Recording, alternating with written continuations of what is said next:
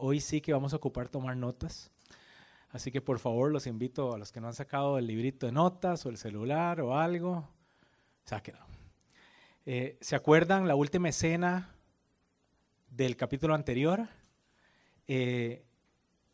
Estábamos el pueblo de Dios vestidos en túnicas blancas lavadas por la sangre del Cordero, orando al unísono, y decía que iban llegando en un tiempo verbal continuo, que cada vez llegaban y llegaban más en todo momento, viniendo de la tribulación, que es esta tribulación en la que vivimos en la tierra hoy. Y entonces está esta escena, me imagino yo, súper bulliciosa. Además están todos los ángeles, los ejércitos celestiales, como se describen en el Antiguo Testamento, todos los santos de Dios, y me imagino que, bueno, yo me imagino eso, la Biblia no lo dice en ningún lugar, pero yo me imagino que el cielo debe ser un lugar súper bullicioso, ocupado, lleno de cosas. Y empezamos hoy en un contraste interesante con este versículo que dice: y cuando el Cordero rompió el séptimo sello del rollo, hubo un silencio por todo el cielo durante media hora. Oramos. Padre Santo, gracias por tu palabra.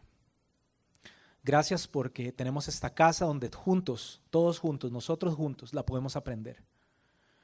Por favor, te suplicamos que nos des una mente clara y un corazón dispuesto, que nuestro espíritu sea uno de disposición enseñable, para que podamos aprender y podamos crecer a través de este mensaje que tú eres el que tienes preparado para nosotros hoy. No permitas que yo y ninguno de nosotros aquí seamos un obstáculo para lo que tienes para nosotros. En el nombre de Cristo Jesús, amén. Ok, entonces es este silencio de pronto, este silencio que ocurre en un lugar de adoración y de súplica y de enormes plegarias de todo este pueblo santo de Dios que se sumaban y se sumaban cada vez más en estas túnicas blancas de que nos hablaba el capítulo 7. Y entonces hoy vamos a hablar de eso, vamos a hablar de la oración. Y más allá que de la oración, vamos a hablar de nuestras vidas de oración, de cómo es su vida de oración y de cómo debería de ser, de cómo se debería de ver su vida de oración y de cómo es. Y vamos a empezar con esta oración reverente. Están orando y de pronto se abre, este ángel abre este sello en el rollo y hay un silencio. En el cielo hay silencio. Y dice: y vi a los 7 ángeles, que representa, ese número de ángeles que representa perfección, plenitud, está completo, de pie delante de Dios, a los cuales se les dieron 7 trompetas, cada uno una trompeta para anunciar algo. Y es interesante ver cómo, por ejemplo, en los Salmos, por lo menos la mitad, por lo menos el 50% de ellos son, o su tema principal, son las oraciones, son las plegarias. Casi entonces que podríamos decir que el tema principal de Salmos es la oración. Y en muchos de ellos está plasmado el sufrimiento y la espera, y sé que se pueden identificar en esto conmigo, en cómo oramos y tal vez nosotros en nuestra humanidad estamos esperando esta respuesta, una particular a nuestra oración. Si no estuviéramos buscando una respuesta, tal vez no estaríamos orando, ¿verdad? Y muchas veces esta respuesta, esta solución, esto que queremos no viene. Y entonces es ese momento en que nos toca a nosotros, tal vez como ese momento en el cielo, ese silencio que nosotros tenemos que hacer, y esa oración reverente frente a Dios en silencio. Esto puede tener sufrimiento que es parte de la tribulación en nuestra vida, en este mundo corrupto que decidió darle la espalda a Dios. Y entonces, ¿cuántas veces hemos necesitado algo? Hemos querido algo. Hay una situación que queremos que sea diferente y entonces tenemos que esperar. Y decimos y clamamos a Dios y decimos: ¿hasta cuándo? ¿O cuándo me vas a responder? Pero esta respuesta ya está dada en ese no, en ese todavía no. Y entonces en esa certeza de que Dios siempre responde nuestras plegarias. Y las puede responder diciéndonos que no, o las puede responder con su silencio.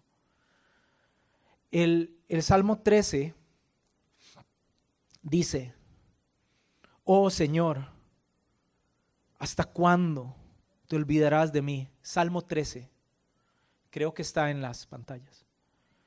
¿Hasta cuándo te olvidarás de mí? Será para siempre.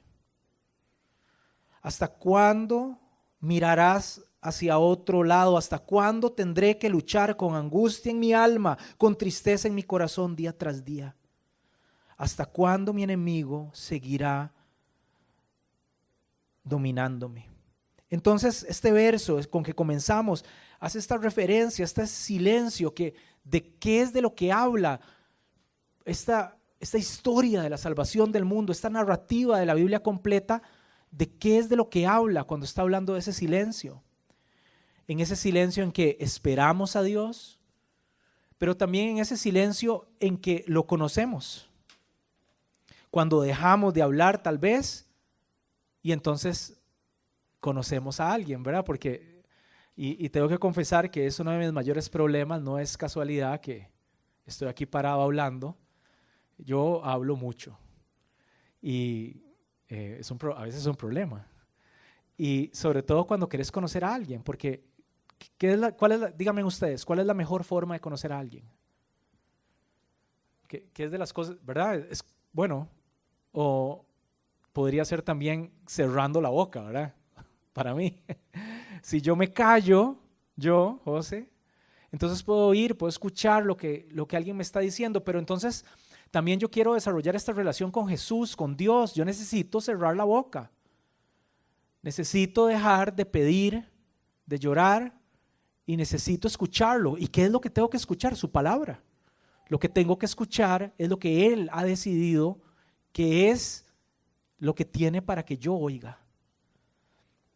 Que es lo que Él tiene para mis oídos.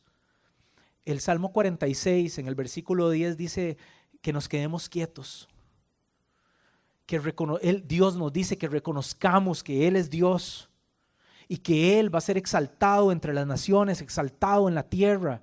O sea, Dios nos lo está diciendo, nos está pidiendo que en quietud, en silencio,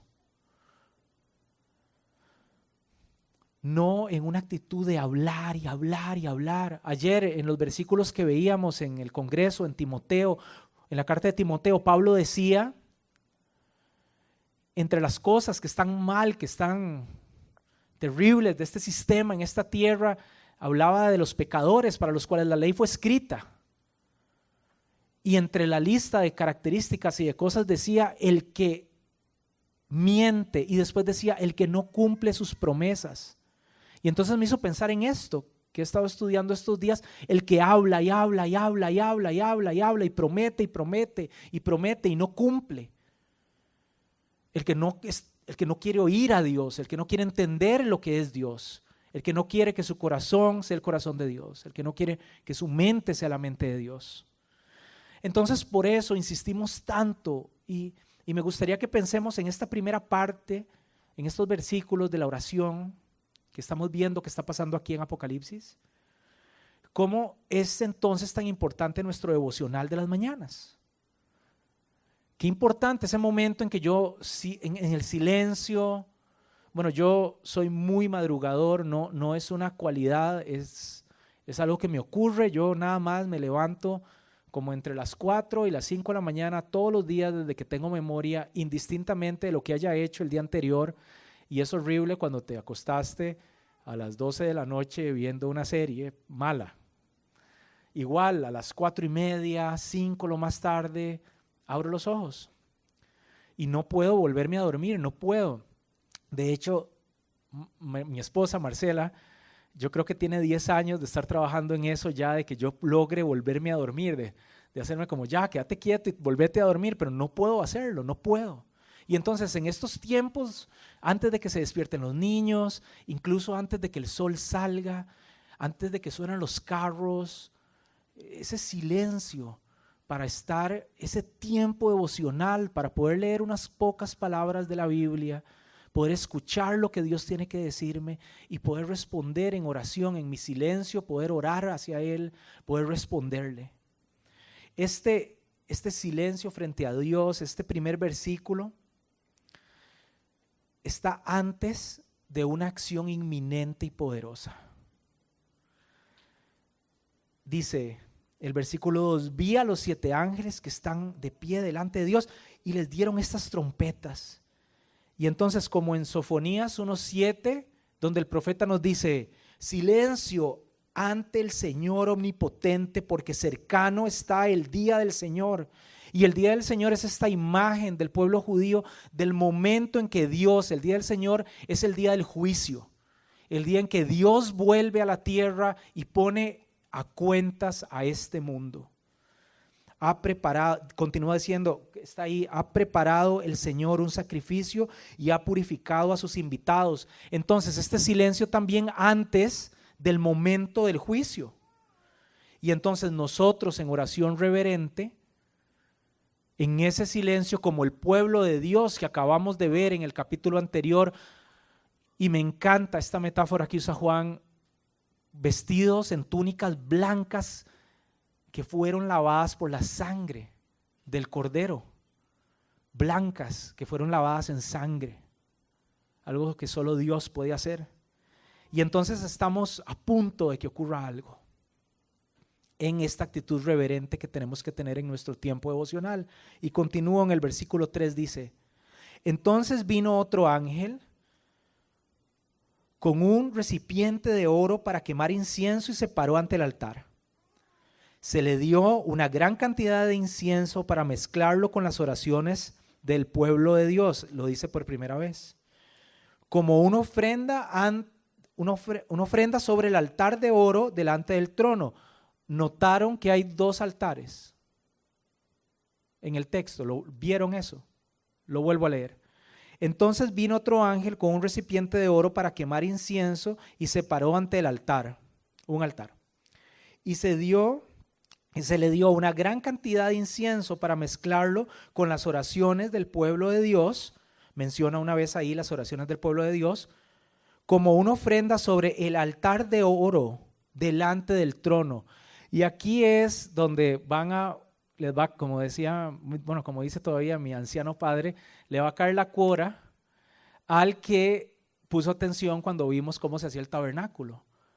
Recordarán que hay un altar de bronce afuera, a la entrada, donde se hacen los sacrificios, de donde se recoge la sangre del sacrificio para después llevarlo al altar de oro, al propiciatorio, al lugar santísimo, donde este incienso se quema, se consume por completo y la sangre del sacrificio es dedicada. Entonces aquí vemos como el ángel, esto es una escena de la liturgia judía, es un servicio. Está llegando ese ángel primero, está recogiendo ese artefacto que se usaba para quemar el incienso y lo está llevando al lugar santísimo. Y continúo, el humo del incienso mezclado con la segunda vez que lo menciona, las oraciones del pueblo de Dios, del pueblo santo de Dios, subió hasta la presencia de Dios desde el altar donde el ángel lo había derramado. Está dedicando el incienso, está dedicando las oraciones del pueblo de Dios a Dios. Entonces el ángel llenó el recipiente para quemar el incienso con el fuego del altar y lo lanzó sobre la tierra, y hubo truenos con gran estruendo, relámpagos y un gran terremoto. Entonces podemos ver esta imagen de este servicio, de esta liturgia. Y bueno, hemos visto esta escena un montón de veces, no sé si la recuerdan, en el primer capítulo de Lucas, por ejemplo, donde está Zacarías, el papá de Juan el Bautista, y entonces llega un ángel, él era sacerdote, le tocaba hacer esto, y le dice, hey, vas a tener un hijo, y es un súper viejito, y le pasa como a Abraham, y entonces él no le cree al ángel. Y entonces está el pueblo de Israel que está haciendo afuera en esa escena, si recuerdan. Todo el pueblo de Israel está orando afuera del templo. Y el sacerdote de pronto se queda mudo porque no le cree al ángel. Y después le cree porque tiene que creerle, porque si no, no va a poder hablar. y entonces ya puede hablar. Y entonces son todas estas oraciones del pueblo santo de Dios que están siendo, digamos, es una imagen de ellas en este incienso que sube hasta la presencia de Dios, y que entonces es como, y la Biblia dice esta frase muchas veces que es súper raro para mí, porque lo que están sacrificando ahí son vacas y corderos y ovejas, y queman la grasa. ¿Recuerdan esto? Sí. Y entonces, ¿qué es lo que dice la Biblia de esto que queman? Que es un, ¿qué? No se acuerda nadie. Que es un aroma fragante. Y yo siempre he pensado, ¿cómo va a ser un aroma fragante? O sea, están prendiéndole fuego a media vaca, ¿a qué puede oler eso? Pero sí. ¿Pero por qué? Porque son las oraciones del pueblo que está fuera del templo, clamando a Dios por su propio perdón en el día de la expiación, pidiéndole a Dios que nos perdone. Y entonces un pueblo obediente, sumiso, que va de frente, mostrarle su rostro a su Creador en su misión, es agradable a los ojos de Dios, un pueblo que lo busca. Y entonces yo les quiero preguntar, ¿cómo es esto entonces? ¿Y cómo es su vida de oración? Estas oraciones que suben hacia Dios, que son apreciadas por Él, ¿cómo son las nuestras? Porque yo sé que las mías muchas veces han sido como la serie esta de tele de antes, Emergencia 911, ¿verdad? En donde, así en el peor momento, pidiéndole a Dios que le salve uno la tanda. Son esas sus oraciones. O las oraciones pueden ser, nuestras oraciones pueden ser, sé que las mías las han sido en algún momento. O sus oraciones son la lista para colacho, tal vez, la lista, el wish list de Amazon, son sus oraciones, las mías, lo que quiero tener, las cosas que me hacen falta, las cosas que quiero que me pasen en el negocio, en el trabajo, en la familia, en mis relaciones. Es que yo quiero. Y entonces está pasando algo que es como revolucionario aquí, porque lo que está pasando es que el pueblo de Dios al orar se está convirtiendo en este incienso, en este humo que sube a Dios, que Dios lo escucha, que lo disfruta. ¿Y qué le pasa al incienso cuando se quema? ¿Qué le pasa? Se consume por completo. Pero estas oraciones son oraciones que Dios disfruta, que Él quiere, porque es imposible separar.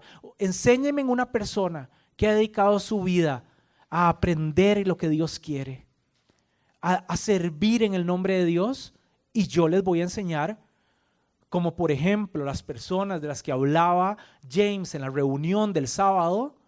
Yo les voy a enseñar personas que tienen una vida de oración, que están pidiéndole a Dios, clamándole a Dios. Y entonces yo quiero que nos imaginemos que lo que Dios quiere, como el fuego que purifica y que hace este incienso que suba hacia Él, Él quiere que nosotros seamos consumidos por Él. Él no quiere que Él tenga un lugar especial en nuestra vida, o que sea el número uno, o que Jesús es mi mejor amigo, he visto esa calcomanía en montones de carros. No, Él quiere que yo sea consumido por Él, que no quede nada.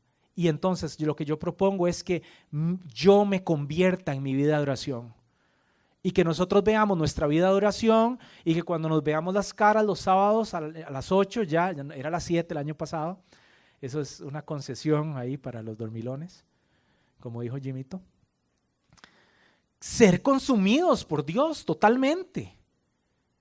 Y entonces que nuestras oraciones reflejan el corazón de Dios y reflejan lo que Dios quiere. Entonces ya no es Emergencia 911, ya no es mi lista de Amazon, sino que este fuego purificador de esta escena, porque eso ocurría, lo que está pasando ahí con ese ángel ocurría en el día del perdón de los pecados para el pueblo de Israel. Es una imagen clara para el público original que Juan está escribiendo. Ellos están leyendo eso y están entendiendo que es el día en que sus pecados van a ser perdonados. Es una imagen, es una metáfora. Y entonces seamos consumidos por Dios, y que nuestra vida de oración deje de ser algo que nosotros hacemos, y que nuestra vida de oración se convierta en algo que nosotros somos. Que mi oración refleja el corazón de Dios porque yo lo busco, porque yo lo quiero conocer, porque yo tengo una vida devocional, porque lo amo, porque es mi creador, porque es lo único. Y entonces mi oración deja de ser algo que yo, y lo voy a repetir, deja de ser algo que yo hago y se convierte en algo que yo soy. Esta imagen es nueva, es revolucionaria. Es como cuando, ¿recuerdan Isaías 6 en el versículo 7? Esta imagen de esta visión que tiene Isaías en que un ángel toma, el ángel del Señor, Jesús, toma un carbón del templo de Jerusalén y se lo pone en los labios. Y ustedes, bueno, para los que se acuerdan algo de Levítico, cuando alguien era impuro o era un pecador, ¿qué le pasaba si tocaba una persona que era pura o algo que era puro? ¿Qué le pasaba cuando tocaba eso a la otra persona o a la otra cosa? ¿Alguien sabe? ¿Se acuerdan? No. Nunca han leído Levítico, no los culpo. Se volvía impuro. La persona se volvía impura. La impureza mía se pasaba. Y entonces cuando a Isaías le pasa eso, cuando el ángel del Señor toca ese carbón y le toca sus labios, él está lleno de miedo. Dice, no. ¿Por qué? Porque ese fuego del templo se va a volver impuro. Y pasa por primera vez algo en la Biblia, que es que el fuego purificador del templo purifica a Isaías. Y el versículo dice, con él tocó mis labios y dijo, ves, este carbón te ha tocado los labios y ahora tu culpa ha sido quitada y tus pecados perdonados. Y entonces así nosotros tenemos que convertirnos, tenemos que volvernos uno con el corazón y con el Espíritu de Dios para que podamos recibir un sí siempre. ¿Entienden? ¿Lo pueden ver? Porque ya mi corazón es el de Dios, porque ya yo olvidé lo que yo quiero, ya yo no quiero lo que yo quería, ya yo no soy esa persona y yo nada más quiero lo que Dios quiere hacer conmigo. Y entonces ese versículo que habla de las oraciones de un hombre justo se refiere a eso. No es que al hombre justo le dicen que sí a la lista de Amazon. Es que el hombre justo ya no quiere eso. Quiere lo que Dios quiere para él, porque su corazón y su mente y su vida se ha convertido en una vida de oración. Es el reflejo de una vida de oración. Yo me convierto en mi plegaria. ¿Cuál plegaria son ustedes? ¿Cuál plegaria soy yo? ¿Cuál plegaria somos? Lo que le estamos pidiendo a Dios, nos convertimos en eso. Y entonces ahí es a donde salimos a la calle. Y entonces podemos extender verdaderamente en este trabajo, sino uno de el más importante de todos, de llevar la palabra de Dios a los que nunca la han oído, de llevar la palabra de Dios a los que creen que la han oído, pero que en realidad no la han oído, a los que creen que son seguidores y discípulos de Cristo, pero en realidad no lo son, a los que nunca la han oído en su vida. Y entonces esta primera oración reverente en silencio y ahora esta otra oración intercesora en la que estamos orando por las demás personas. Bueno, dice el último versículo que leímos, el 5 creo, que hubo truenos con gran estruendo, relámpagos y un gran terremoto. Y entonces toda esta gente está ahí, ¿verdad? En silencio, ocurre este estruendo tremendo. Y ellos ya están en la presencia de Dios, ya esta tarea ha sido terminada con ellos, ya sus corazones, sus mentes, sus almas, ya son unas con Jesús. Y entonces, dice el versículo 6, entonces los 7 ángeles con las 7 trompetas se prepararon y esta antesala en silencio, este momento expectante, ¿verdad? Para sonar las trompetas. Y entonces, de nuevo, este mensaje, estas trompetas, ¿qué quieren decir? ¿Qué quiere decir una trompeta? En la narrativa, en la metanarrativa, como dicen los estudiosos de la Biblia, de toda la historia de salvación en la Biblia, las trompetas tienen un significado claro y preciso. Voy a darles 2 ejemplos. En Levítico, en el capítulo 25, nos describen el año del jubileo. En la cultura judía, como las tierras habían sido asignadas por Dios, por ejemplo, vos las podías vender, pero en realidad no las podías vender. Las podías vender por 7 años. Eran ciclos de 7 años y el 7º año era el año del jubileo. Entonces esto es demasiado chiva, ojalá el mundo fuera así ahora. Y lo que quiere decir es que cada 7 años se te perdonaban tus deudas, habías vendido tu tierra y ya te la habían pagado y todo, y te devolvían tu tierra. Si eras esclavo ya eras libre. Cualquier problema legal, estabas en una ciudad de refugio porque habías hecho algo terrible, pero no había sido tu culpa, ya podías volver a casa. O sea, es este momento de gozo tremendo. En el día de la expiación es esto, pero con mayor frecuencia en el tiempo, en donde tus pecados son perdonados, ahí una vez al año. O sea, imagínense en la gracia que vivimos nosotros, esto es una vez al año. O sea, no me imagino. ¿Cómo sería esto? Apuntando todo y una vez al año lleva uno esa lista de todo lo que ocupa que Dios le perdone. Y entonces en este año de jubileo se sonaban las trompetas y querían decir y significaban libertad. Libertad. Las trompetas significan que el pueblo de Israel es libre. Estas trompetas significan libertad, pero también, como en Josué en el capítulo 6, en la historia de Jericó, las trompetas se suenan antes del juicio, antes de este terrible día del Señor que hablan tantos profetas. Y entonces se suenan las trompetas y comienza la conquista de Jericó. ¿Y Jericó qué es?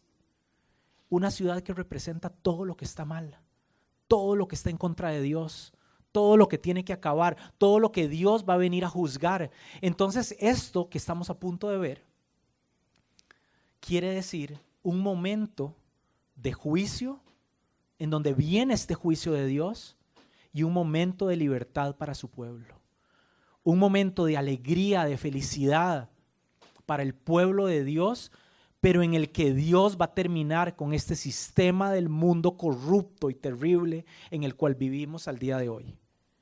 Y entonces con esa idea, y quiero, yo siempre con mi necedad de Génesis, pero quiero también que vean en estos ejemplos que vamos a ver cómo está ahí metida adentro la estructura de la creación, como cada una de estas trompetas va a describir un evento que ocurre en uno de los lugares distintos que son mencionados en Génesis 1 en la creación, como hay eventos en cada uno de estos extractos de la creación de Dios. Con estas dos cosas en mente leamos. El primer ángel tocó su trompeta y granizo y fuego mezclado con sangre fueron lanzados sobre la tierra. Se incendió la tercera parte de la tierra y se quemó la tercera parte de los árboles y toda la hierba verde. Entonces es el juicio de Dios, y esto es un eco de las plagas de Egipto, y lo vamos a seguir viendo.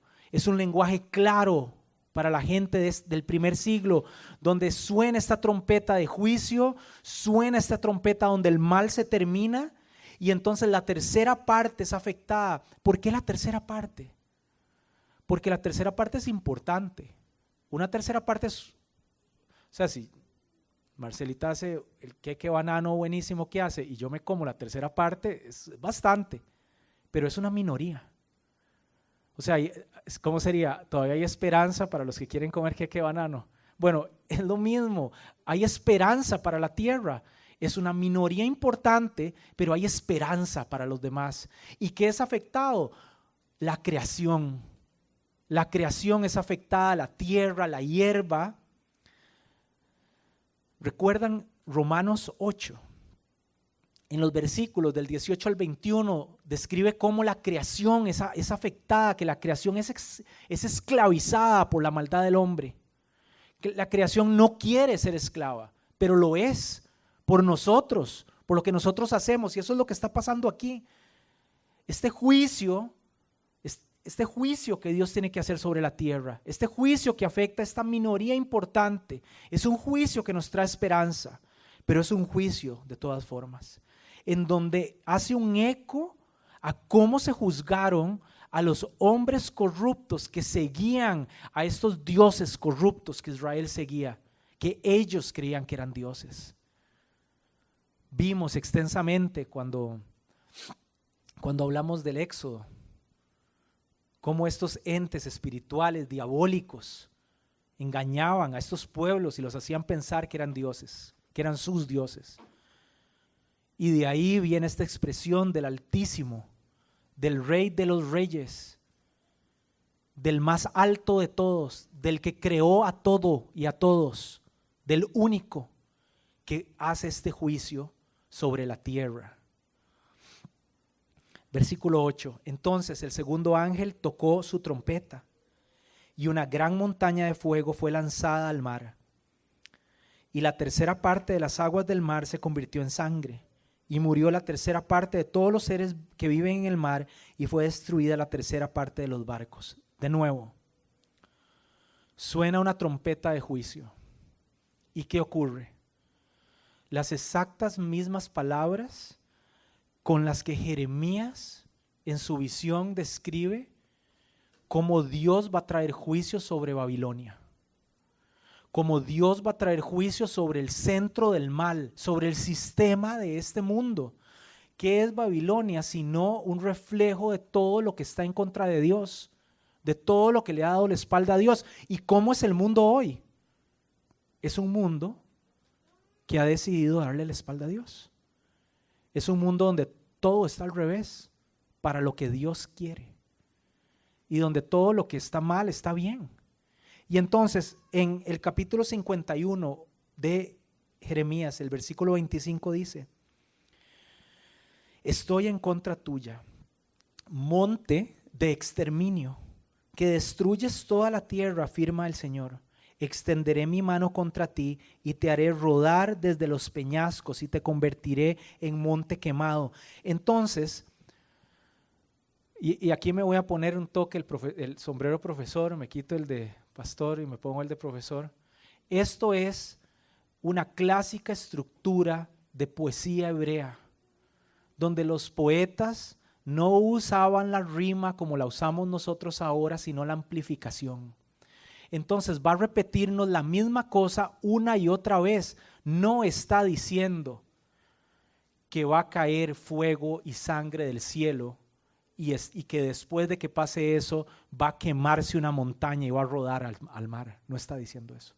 Está queriéndonos decir que el día del juicio es inminente y está haciéndolo de la manera en que se escribía en el primer siglo. Está amplificando y amplificando y amplificando, y es como si cada una de estas trompetas le subiera el volumen a la misma idea, como vamos a ver.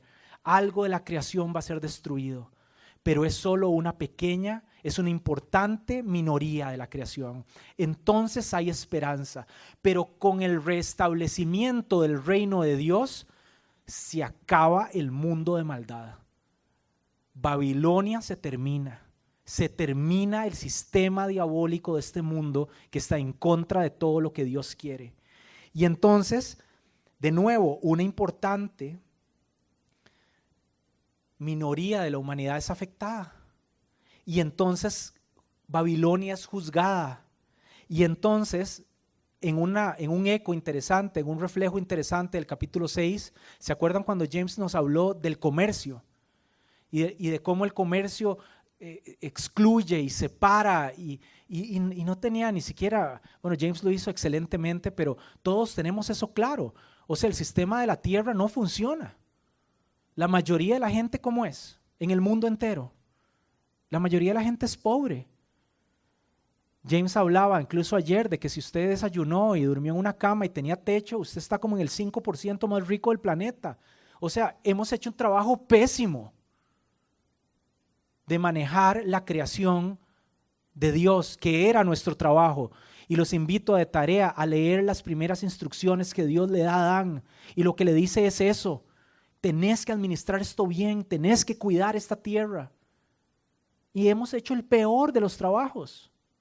Y entonces aquí con lo de los barcos está diciendo que el comercio, este sistema excluyente de riqueza, que somos nosotros. O sea, no estoy diciendo que hay que hacer un partido político cristiano, no estoy diciendo que a nosotros nos toque esa parte, pero ¿sabe qué sí le toca?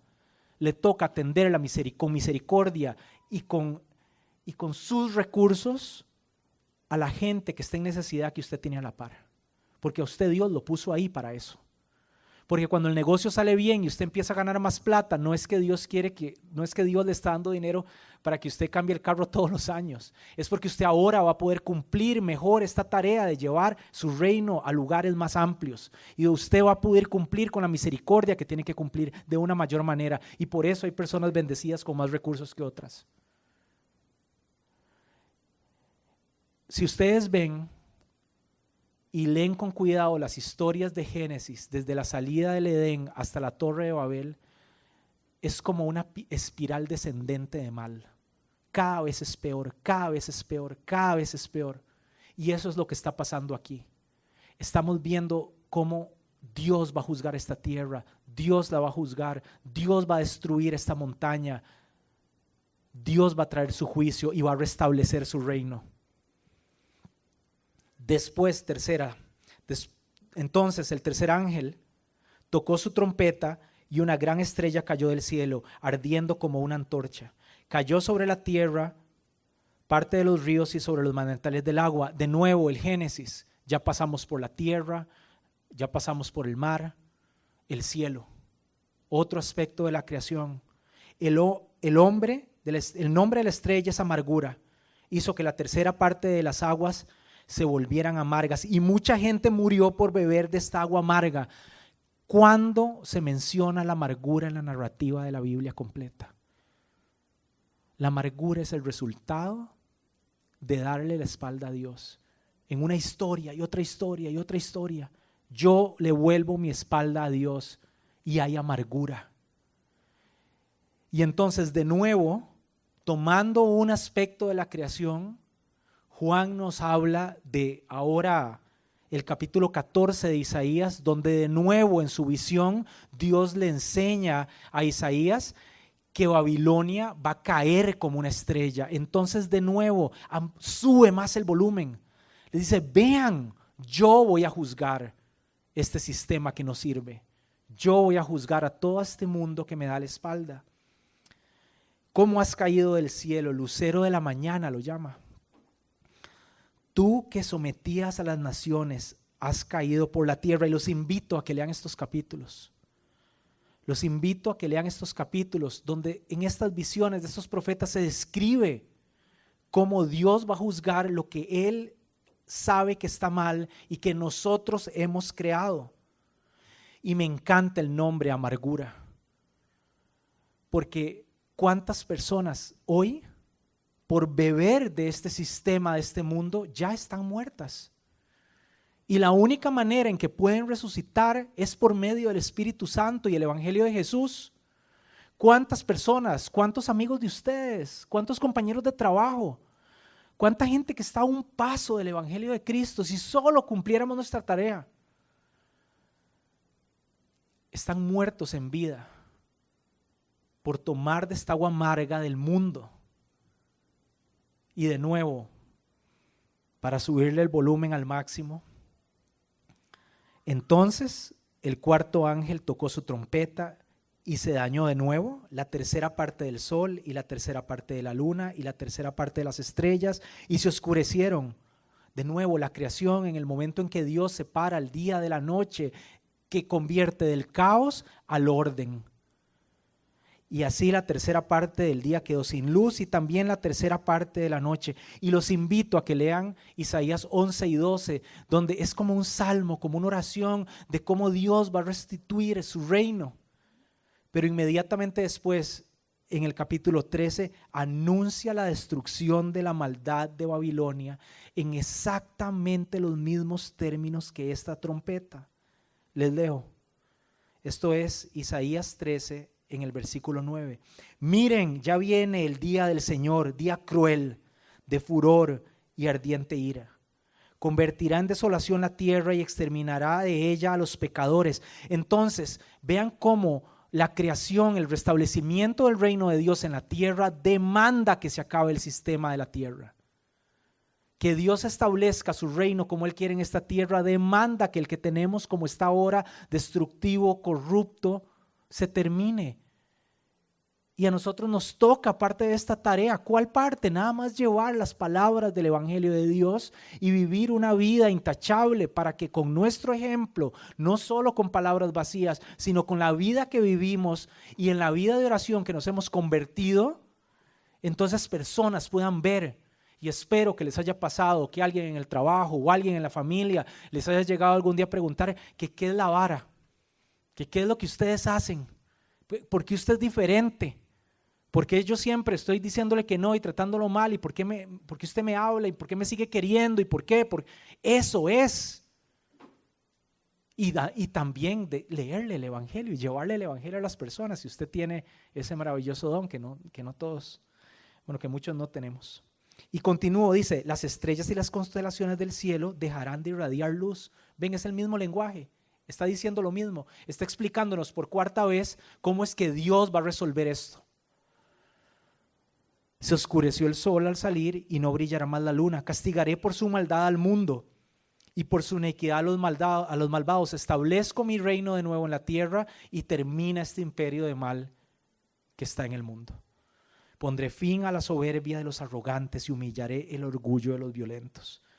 Entonces podemos decir que la restauración del reino de Dios va de la mano con el anuncio de la destrucción de la maldad y la rebeldía del hombre.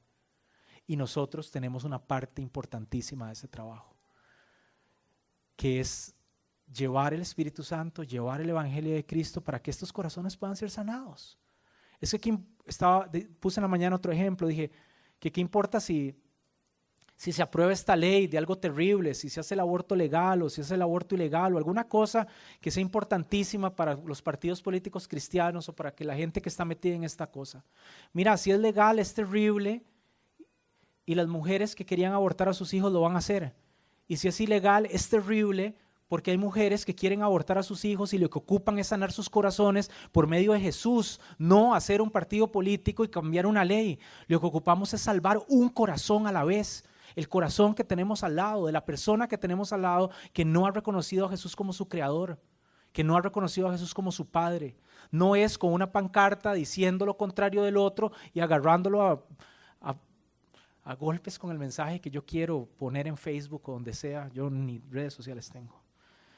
Entonces miré, versículo 13, y oí la voz de un águila. Unas versiones, las traducciones como de los siglos XVI, y la Reina Valera, King James, dicen un ángel, pero el texto original dice un águila.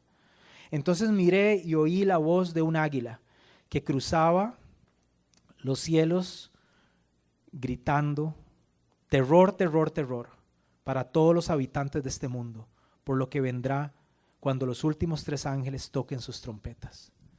Entonces pareciera que estas primeras trompetas son una advertencia y no un castigo. Pareciera que al igual que los profetas están advirtiendo lo que va a pasar. Y entonces yo, para terminar, quiero nada más rescatar estas palabras de Pablo. Bueno, si esto es una advertencia y si ocupamos como Dios quiere y dice en su palabra que todas las personas se salven, entonces, ¿cómo van a creer sin tener alguien que les predique? ¿Y cómo vamos a predicar si no somos enviados? Si no somos enviados. Yo sé que hay gente aquí que el ardor, la llama en su corazón es evangelizar y lo hacen. Y yo sé que el mío es estudiar esta maravillosa palabra de Dios y yo lo hago. Pero es el de todos. Como nos hablaba James la semana pasada, una nación santa de sacerdotes que llevamos este sello, como cuando describe la ropa del sumo sacerdote que lleva un sello en la frente que dice: santo es de Dios. Cada uno de nosotros es un ministro, es un sacerdote, es un pastor, es un evangelista, es el que lleva caridad, el que lleva una bendición, y ese es el trabajo que todos tenemos que hacer. me gustaría que con esta idea de convertirnos en nuestra propia vida de oración, con esta idea de ser reverentes, intercesores y evangelistas en nuestra oración, adoremos a nuestro Señor por un momento.